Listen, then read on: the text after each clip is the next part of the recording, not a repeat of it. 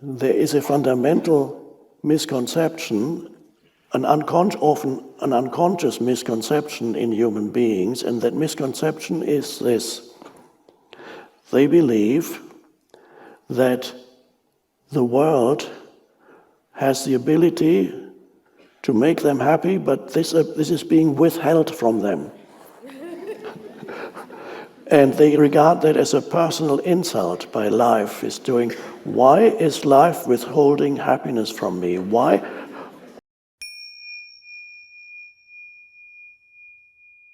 If you're not awakening yet, and that is, you can verify that perhaps in your own experience. When things go wrong, there is a reactive entity there that works itself up. Either you become angry or despondent or whatever the reactivity is. People like in professions such as lawyers often encounter people in their most unconscious states, because they tend to go to lawyers when things go wrong, they're being sued or the divorce is happening. Divorce lawyers, to be a divorce lawyer potentially could be a very enlightening job, because you encounter deep human unconsciousness, which in most people, when they're in a conflict situation like that, become more unconscious than they are normally, deeply unconscious. And so that's when you're being challenged by life. The challenge will create a reaction, and the reaction you become completely identified with the reaction, and you can even more unconscious than your normal state, which is unconscious enough, but it's more unconscious.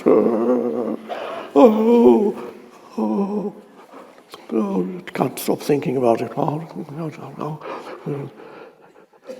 And now, as you're awakening, challenge comes again, and then you suddenly see the possibility of actually being more intensely present when a challenge comes. And you go, it's like you know what a dimmer switch is on an electrical switch? You can turn up the light, a dimmer switch. So when a challenge comes, something goes wrong, so to speak, or a difficult person arises, a difficult situation arises, some kind of loss arises, whatever kind of loss it may be, and instead of reacting and becoming more unconscious, you suddenly sense you're becoming more present in the face of a challenge. And that is when the challenges of the world are becoming helpful to you rather than make you unconscious. They can intensify the awakening process. And that is the ultimate purpose, really, of all the challenges that humans encounter here. There is a fundamental misconception, often an unconscious misconception in human beings, and that misconception is this.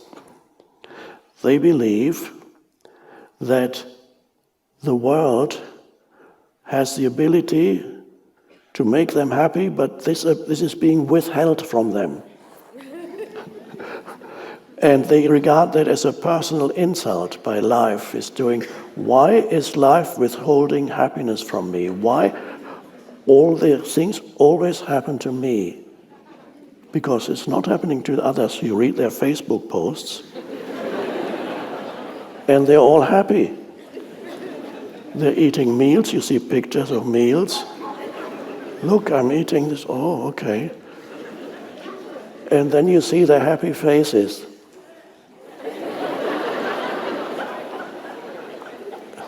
And not only are they happy, they're also so good looking. Everybody's good looking. That's the technology of filters and stuff. Everyone can look beautiful. Even they did it to me too.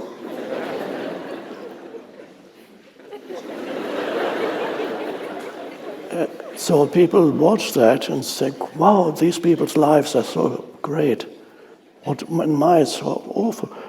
And then you also pretend, because everybody else is pretending, okay, let's go to a restaurant, take a picture of a meal. This is what I'm eating right now. Oh.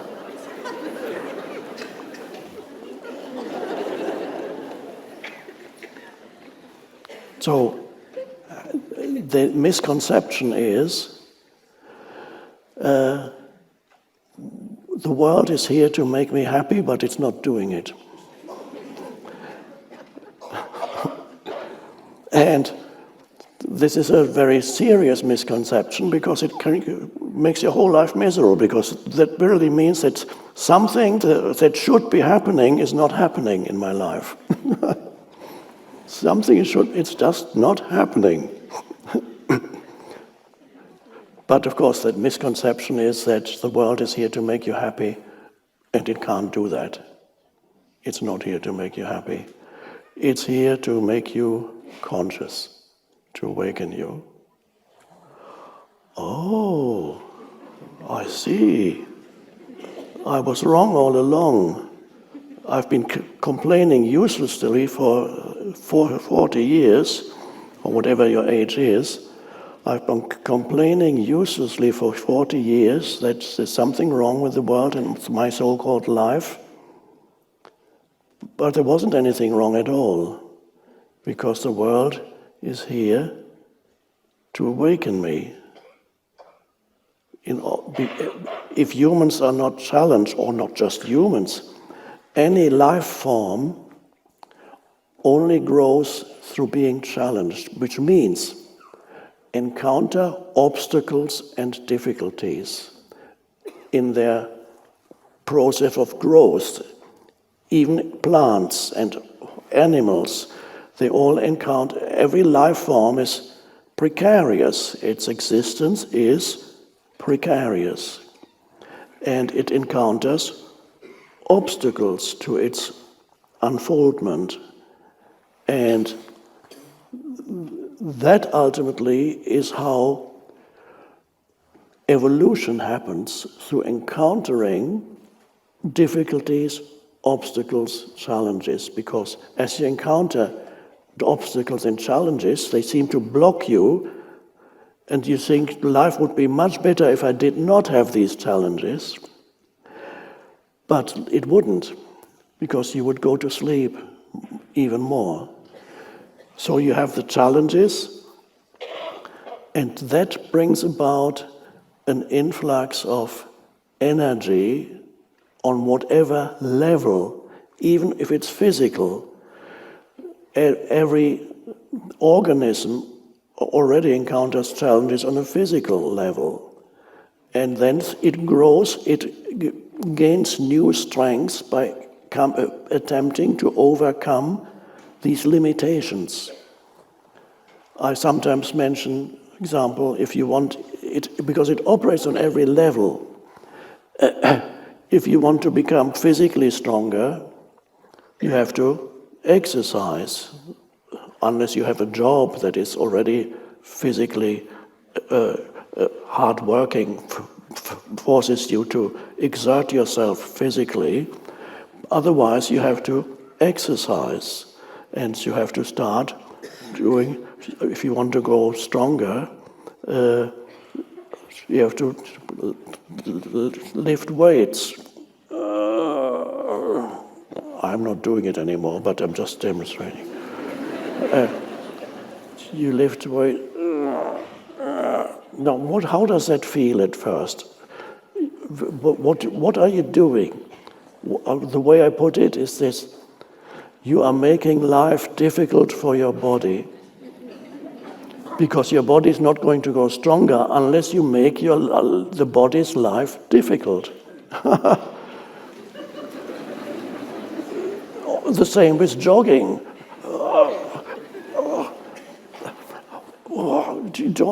The body doesn't really want to do it, but says, no, you have to do it. Why are you making life difficult for your body? Your body would be so relaxed sitting on the sofa and watching Netflix. But it's not growing stronger, it's actually getting weaker because it's not being challenged. But challenge it, and then there is a demand for added energy. And this is just operates on the physical level. And this demand for added, there's a moment when there's a gap. You're exerting yourself, and the energy isn't there yet, so it's very hard. But at some point, the energy comes flooding in because there was a demand for it. And at that point, you may actually begin to enjoy the physical movement because there's added energy, and suddenly, strength is increasing. And this is just on the physical level. There's a demand, and it comes also on a psychological level, it can operate, and on a spiritual level. When you become very unhappy in your life, then there is the possibility that the unhappiness causes you to awaken, because at some point you realize, either because you've had a spiritual teacher or teaching, or even in some people it happens spontaneously, the suffering, the psychological suffering that humans undergo can at some point bring about an awakening when you just can't stand it anymore. And something snaps and suddenly it dissolves and you're, suddenly an awakening has happened. But it would not have happened if you hadn't gone through those sometimes years of suffering. Quite often I have encountered people who tell me, I would never have come to you or understood the books or been open to anything spiritual if I had not experienced, in some cases it's a serious, very serious illness or an accident or some deep loss in their personal lives. And they come, and perhaps some of you that is also the case. There would not have been an opening if you had not gone through that suffering.